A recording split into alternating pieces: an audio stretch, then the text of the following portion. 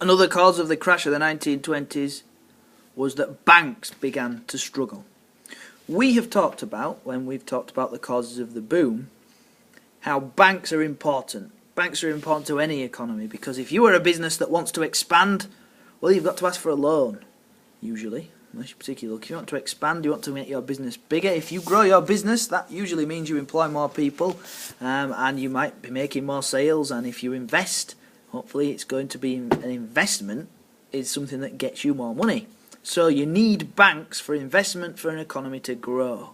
But by the end of the 1920s, because of things like, for example, overproduction and tariffs, businesses were producing too much, overproduction, struggling to sell it, had warehouses full of goods that they were struggling to sell, and therefore, because they'd taken out, many of them, not all of them, because many businesses had taken out money in order to expand their warehouses, introduce mass production and assembly lines and that sort of thing, well, they owed the bank some money, and they had to repay their loan. They had to make regular repayments, perhaps every month or every year they had to pay a certain amount back.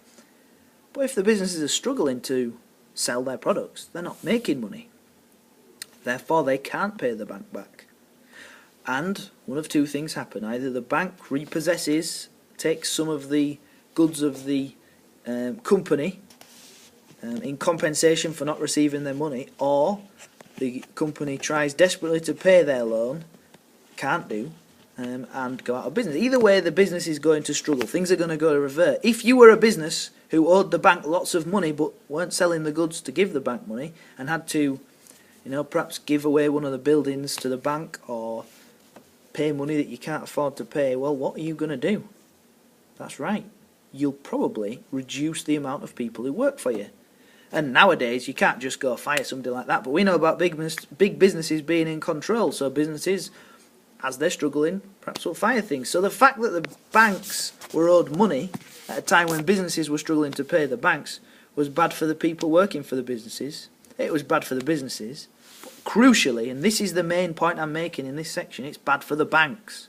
Because it gets to a point where people physically have nothing to pay back. Now, the bank might have lent out to all the businesses and all the people a grand total of $10 million. If these people physically don't have that money, they've spent it, they cannot pay it back, the bank cannot reclaim their money. They can't get it back. It doesn't exist. They can't get it from anywhere. No matter what they take or what they do, if those people don't have the money, they won't get their money back. And therefore, banks began to become in danger of going bankrupt.